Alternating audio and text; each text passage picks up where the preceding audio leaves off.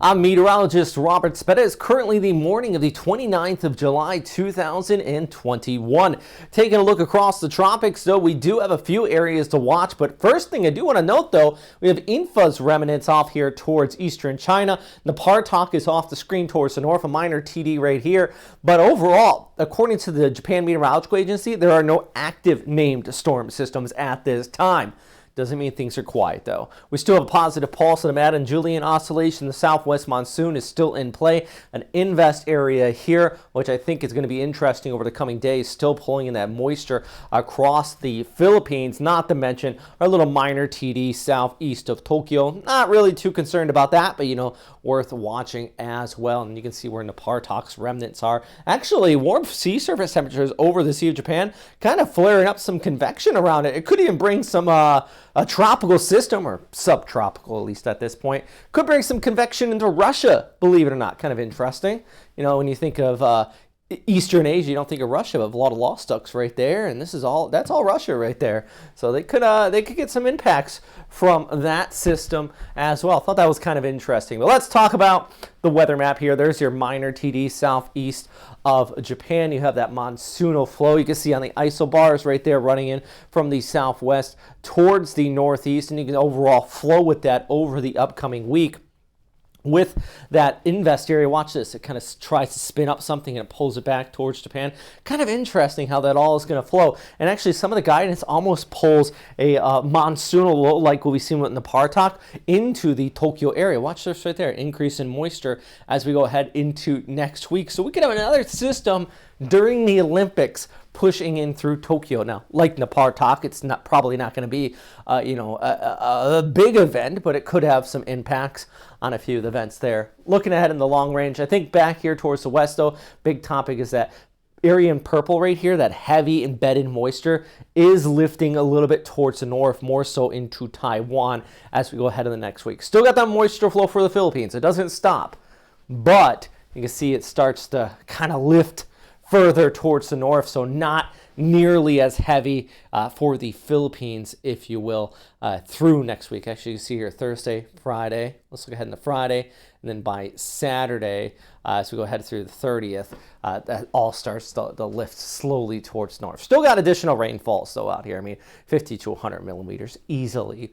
But many of these coastal areas still seeing an additional 100 to 200 millimeters over the next 5 days. So flooding, of course, still in the picture. I do like this because it kind of gives you that wind flow through next Thursday too. You see that overall general flow, with the flow all the way from the Indian Ocean, wrapping in to the possibility of a little monsoonal low. You can see it right there, trying to spin up and pull north. Regardless, if this does spin up, or even if it doesn't, if we still kind of just get a minor low, it still continues to enhance that monsoonal flow yet again. So just more rain, guys. It means more rain. Here's one thing I do want to note. I thought this was kind of interesting. Due to In-fa, Nepartak, Kampaka to a point, we have below average sea surface temperatures all across this area here in our typhoon belt. That's because of upwelling. It basically stirred up the ocean, brought up some cooler waters from down below. Still above average just east of the Philippines, but this is the key thing, and I was telling you about well above average in the Sea of Japan, believe it or not. Kind of interesting where Nepartak is at this time. So I'm going to keep an eye on that. Just sea surface temperature is still pretty warm out there. Monsoon continues, though. Watching that minor TD south of Japan, but no named storms, active named storms, I should say, that are being warned on as of now. Hey, I saw this. A few people were asking about it, especially since a lot of international attention from people outside the Western Pacific on our storms here, including the Nepartak. And one thing I did notice is that, according to JMA, this is their scale they use. But if you're in Japan, everything is typhoon. It's actually typhoon. They actually don't even really call them by their names either. Nepartak was Typhoon Hachban, which means typhoon number 8. So they use the nomenclature a lot more. Of course, they use the name, but when you see it on TV, usually they refer to the nomenclature. My point is, see some people not really getting lost in translation, but they do have a tropical storm. They have a severe tropical storm, unlike the National Hurricane Center at JTWC, which just has a tropical storm, much like Pagasa. Pagasa also has that severe tropical storm threshold too. And sometimes you might see if you ever pay attention to the Western Pacific, storms refer to as super or violent. And sometimes you might see me, right, violent super typhoon. And it's not the hype, even though it does sound like a hype. It's because JMA and JTWC or Bigasa are both calling it a super. So you get a violent super typhoon. Technically speaking, they all come together. Thought that was kind of interesting. Wanted to share that graphic with you guys. Also want to share this. All these people, new people on Patreon who have been helping me out. You guys are all legends, and I really thank you. I mean, I don't know, a better wrist. Hey, a better wrist. Thanks for, I like your handle, by the way. Fantastic.